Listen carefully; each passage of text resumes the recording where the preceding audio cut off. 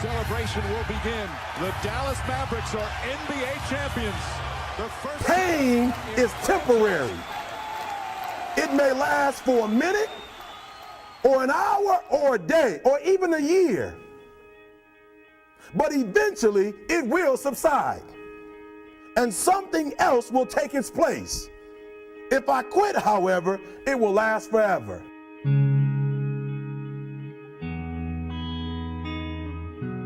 There was a young man who, he wanted to make a lot of money, and so he went to this guru, right? And he told the guru, I want to be on the same level you are. And so the guru said, if you want to be on the same level I'm on, I'll meet you tomorrow at the beach at 4 a.m. It has been discovered that you've been working out with Hakeem Olajuwon in Houston. Why did you do that? For me, honestly, I'm doing whatever it takes to just become a better basketball player.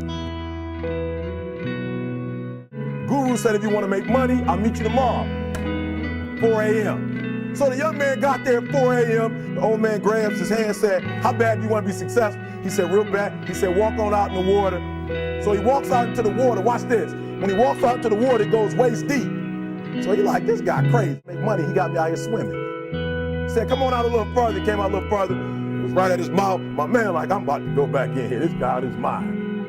So the old man said, I thought you said you wanted to be successful. He said, I do. He said, walk a little further. He came, dropped his head in, held him down, hold him down. My man getting scratching, holding him down. Just before my man was about to pass out, he raised him up. He said, I got a question for you. Somebody answered the question for me. He said, when you were underwater, what did you want to do? He said, I wanted to breathe. He told the guy, he said, when you want to succeed as bad as you want to breathe, then you'll be successful. How many of y'all got asthma in here today? But if you ever had an asthma attack before, you short of breath, you wheezing, the only thing you trying to do is get some air. That's it. Breathe. You gotta want this game as bad as your next breath. Last breath. Repeat like it's your last breath.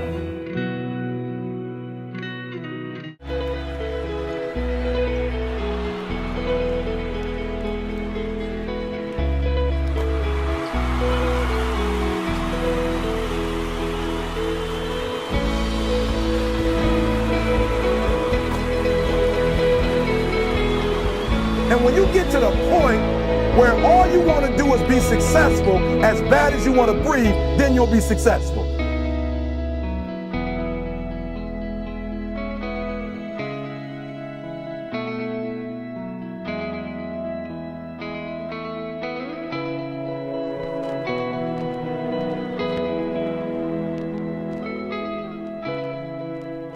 The president of Full Sail is an unbelievable individual, someone who I call my friend, Mr. Gary Jones.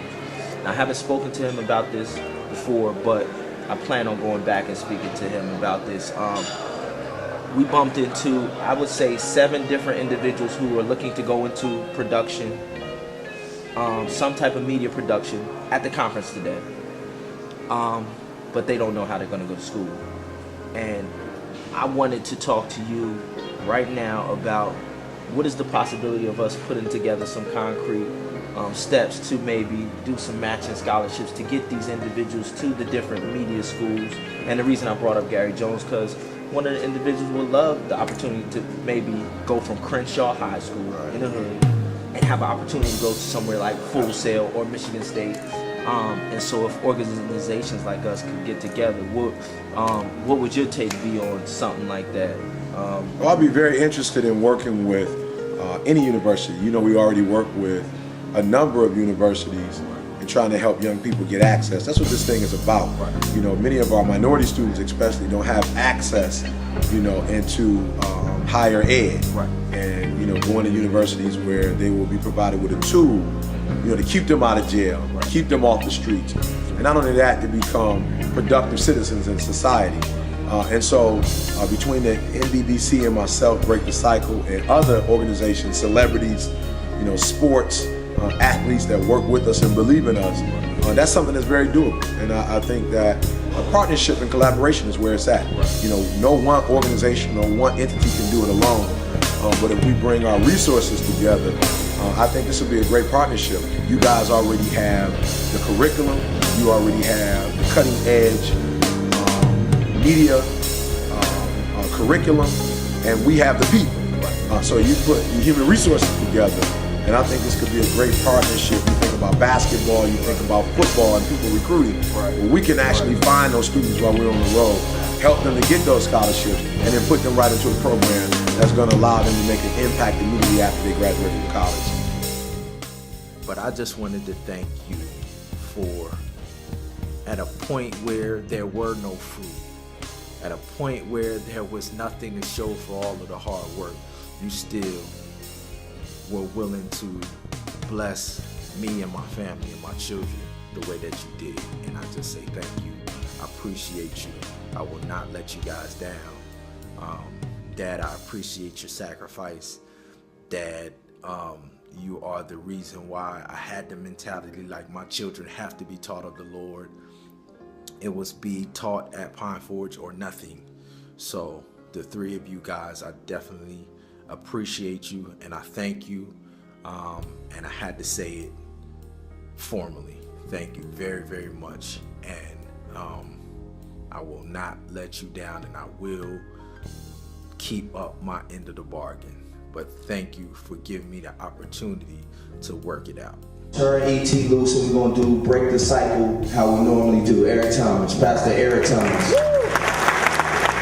Just quickly, just give me a couple seconds. I just got off the plane, but as I listen tonight, I don't think that it's by coincidence I'm here. I went to Oakwood College, but after receiving a GED, I was homeless for about 2.5 years. When actually I joined the church, and Kagia Scott was doing this exact same thing some years ago in the group called Phase 1 at that time.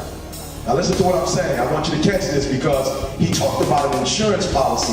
And for those of us who are insurance policy holders, we understand that we don't hold insurance for ourselves. I need you to hear what I'm saying to you today. My insurance is not just for me. My insurance really is to cover my children and my wife. That's my purpose for insurance. As a matter of fact, as a motivational speaker, I didn't have insurance. And so about 3 or 4 years ago, I decided to take a job at Michigan State University, not for the money, but because my wife really is into insurance. And so I took this job to make sure that my wife and my children felt comfortable. Listen to me, we're talking about insurance, and insurance is not just for us. And so there are a group of people out there who don't know about Jesus Christ, who need to be insured. You listen to what I'm saying. They need to be insured, and they don't know how to get insured, but we know. And so as a high school dropout, someone who was homeless, when I saw Kagia Scott and Phase 1 do what they did, I wanted to go to Oakwood. First generation college student. Mom got pregnant when she was 17, so she couldn't go to college. I joined the church and went about 1.5 years later, went straight to Oakwood, and Oakwood has changed my life. Listen to me, I've been married almost 19 years. They don't do marriage in my family. They don't go to church on Easter or Christmas. They don't play. But one person was changed, and as he said, God has blessed me to change thousands because I was introduced to this faith. Listen to me very closely before I leave. I love what I saw tonight, but what disturbs me is that I generally see it in the body. And I need you to understand that yes, we are the chosen, and yes, this is a dynamic group, and yes, God has given us some things, but God wants a return on his investment. You better hear what I'm saying, that when I give my money to the investor, if I gave 500, I'm not looking for 500 back. When I give my 500, I want you to double that or triple that. And when God blesses us, this church, God is looking for a return on his investment. Also, I want to say this. I believe I am uniquely qualified for some things that's going on up there at the school.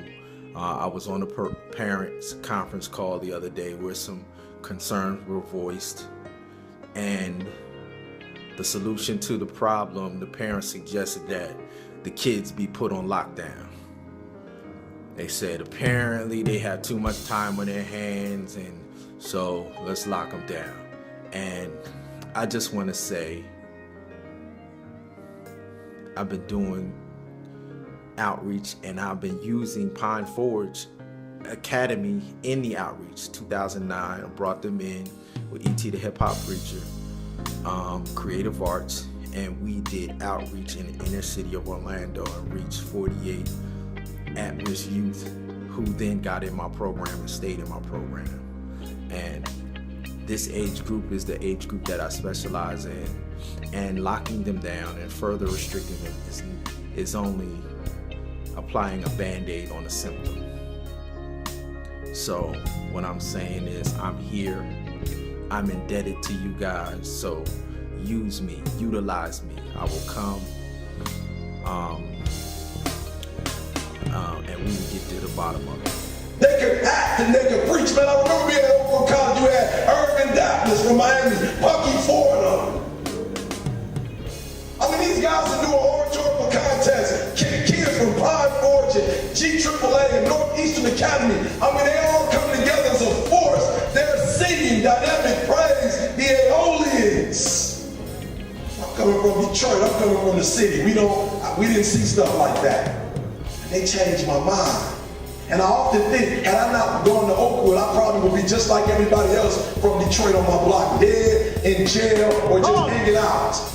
Oakwood changed my life, but the problem is Oakwood doesn't come recruit at Detroit Henry Fords. Oakwood doesn't come recruit at Persia High.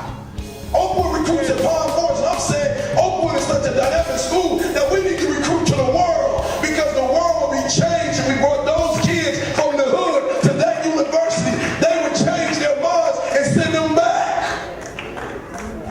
So my fire has nothing to do with just the truth. My fire has to do with my people ain't getting this, while we get it every week.